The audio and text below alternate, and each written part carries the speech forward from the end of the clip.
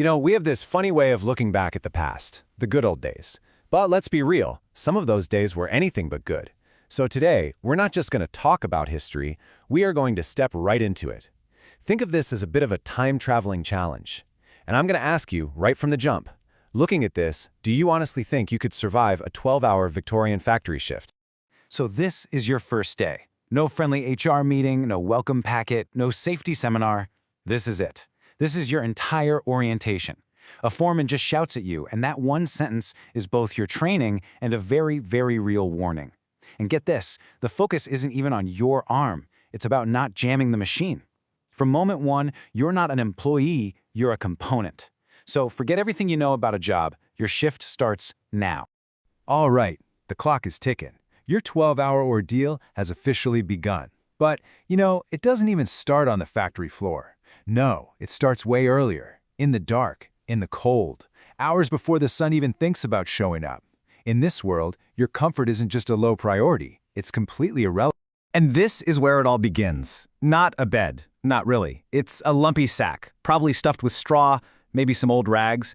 And calling it a sack of regrets is perfect, isn't it? Because there's no real rest here, no recovery from yesterday's aches. It's just a place to store your exhausted body before you have to do it all over again.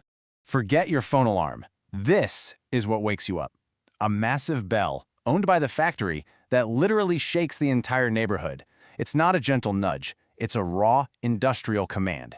It's the factory's voice, reminding every single person who owns this town and who owns their time. So you somehow pull yourself out of that sack and stumble into the street. Your commute to work is this: a walk through this thick, gross, cement-colored fog. It's a lovely mix of actual fog and pollution from all the coal smoke. The air is just heavy. This walk, it's more than just a commute, it's designed to beat you down before you even clock in. So, you've made it through the fog and into the factory. And now, it's time to meet the one who's really in charge here. It's not that foreman who was yelling at you earlier. And it's definitely not the factory owner who you will probably never even see. Nope, your real boss is not human. Meet your new coworker. For the next 12 hours, this is your partner. But you're not its operator. You're basically its servant. This thing sets the pace. It makes the rules. And that nickname, the Hand Collector? Yeah, that's not a joke. It's a reputation earned by what happened to the people who worked here before you. So, what are the rules of engagement with the Hand Collector? Well, it's pretty simple, actually. There's just one. Keep up. That's it. You won't find an emergency off switch. There's no training manual to read. It's just a chaotic mess of spinning belts and exposed gears. And why? Because your safety costs money. You are replaceable. If you miss a step in this dance, the machine will not wait for you. Just picture it for a second. The noise is overwhelming. You've been standing for hours. You're getting tired. You're losing focus. You lean in just a little too far, and you feel it, a tug on your sleeve. The machine's cogs almost had you. You yank your arm back. Your heart is just pounding in your chest. That's it. That's your one and only warning. You were lucky. This time. Okay, so surviving the machine itself is one thing. But now you've got to face the real enemy here, the clock. This is not a sprint. It's a marathon. A 12-hour gauntlet of pure, grinding endurance, where every single minute feels like an hour. And that clock on the wall, it feels like it's mocking you. Here's your schedule for the day. You're in at 6 a.m. Right at noon, you get a break for lunch. It is 8 minutes long. By 8 minutes past 12, you're back at it. Your shift is supposed to end at 6 p.m. But see that little asterisk? That tells the real story. Overtime? Yeah, that's not optional. It's mandatory.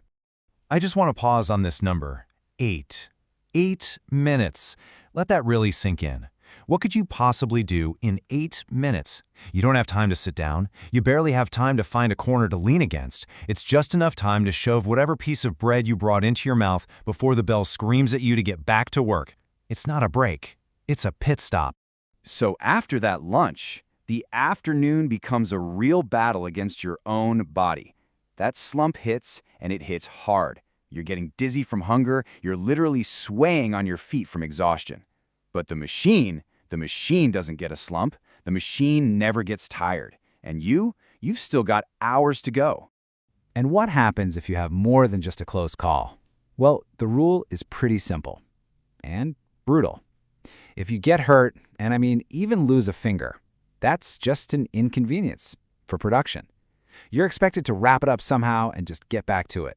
Your pain is nothing compared to the machine's output. And then, finally, after 12 absolutely punishing hours, that bell rings again. And this time, it's the sound of your release. But you only get to hear it if you survive the day. See, making it to the end wasn't a guarantee. It was an achievement. The same bell that was your warden all day is now, for a few precious hours, the sound of your freedom. And this, right here, is why all this matters. Just look at the difference. On the left is the world you just barely survived. And on the right, that's our world. The 8-hour day, HR, safety departments, getting a Band-Aid for a paper cut, none of this was just given to us. It was all fought for, tooth and nail. This is the difference that a century of fighting for labor rights actually makes. So you did it. You survived the noise, the hunger, the danger, the complete and utter exhaustion. You drag your aching body home, back through that same gray fog. You made it, through one single day. And that's the real kicker, isn't it? Because survival wasn't a one-time thing. For them, it was endless, day in, day out, for years. Because that bell is going to ring again tomorrow before the sun comes up. And the hand collector, it'll be there, waiting for you. So the final question is, could you get up and do it all over again?